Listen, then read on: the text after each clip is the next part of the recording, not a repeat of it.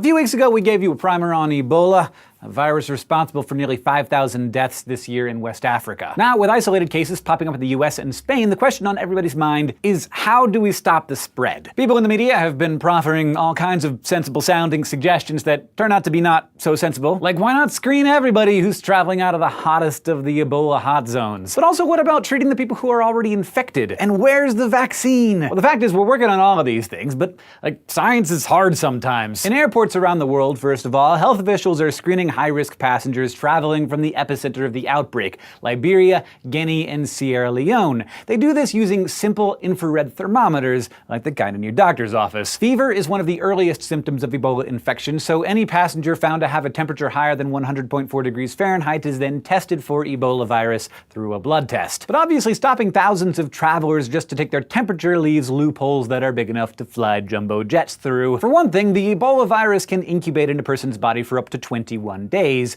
That means a passenger can be infected with Ebola and not show any symptoms for up to 3 weeks. And of course, if someone happens to feel a little bit warm and takes a Tylenol or something, it will reduce the fever, thereby masking the symptom that's being screened for. So if a fever isn't a reliable indicator of infection, what is? We can always skip to the second step of the screening, a polymerase chain reaction or PCR test. It's like basically DNA photocopying. PCR works by finding trace amounts of Ebola DNA in a blood sample and replicating it over and over again until there's enough DNA to be detected by a microscope. Because PCR can magnify tiny trace amounts of Ebola DNA, it's really good at detecting Ebola in patients that aren't showing symptoms yet. So why not just test everybody's blood who's coming out of West Africa? Just because it's extremely impractical. Each test costs around $100 to conduct. Each sample of blood needs to be transferred on ice to a lab where lab workers, computers, and other hardware can test it. And even then, it takes several hours to analyze each sample. Also, it isn't perfect. It has a false negative rate of 0.4%. That means that out of every 1,000 people, 4 could have Ebola but test negative for it. The good news, though, is that if a person has Ebola but they are not showing symptoms, they are not contagious. So even if you're on a flight with somebody who has Ebola but they don't have the symptoms, they're not going to give it to you. It's not going to keep Ebola out of another country, but it is going to prevent everyone on the plane from getting it. But we do live in a world where some people are going to get Ebola, so we have to start looking at how we can treat them. Can we help them recover? Again, we have options, and we're using them. Nina Pham, the Dallas nurse who contracted Ebola, was able to recover in part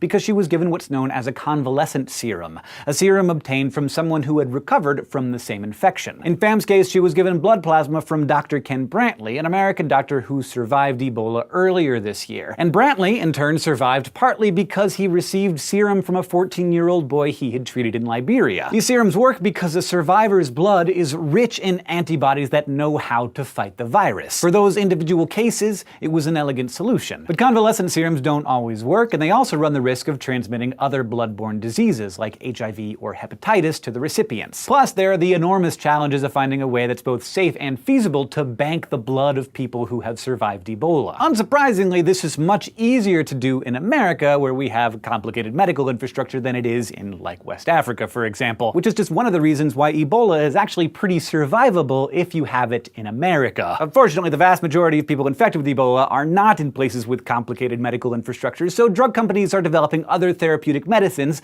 like the experimental treatment called ZMapp. ZMapp is made by injecting mice with a protein from the Ebola virus. The mice then produce antibodies to cripple the viral protein, and scientists then genetically modify those antibodies for human use by combining them with fragments of human antibodies. So far, this technique has successfully treated primates infected with Ebola, and preliminary results suggest that it's effective in people too. But still, as promising as all of these treatments sound, we haven't found that silveriest of silver bullets that everybody's looking for, a vaccine. There are actually lots of Ebola vaccines in development right now, but the one that's farthest along is being engineered by a pharmaceutical company, GlaxoSmithKline, with the National Institutes of Health. This vaccine takes a non-lethal virus and splices an Ebola gene into it. When the immune system responds to this non-lethal virus, it develops antibodies that will work against a living Ebola virus. So far, this approach has proven successful in protecting primates and other animals. As for people, NIH scientists just began testing it on humans last month and won't have the results until November. Meanwhile, Canada's public health agency has a similar vaccine that's ready for human testing, but the crazy thing is,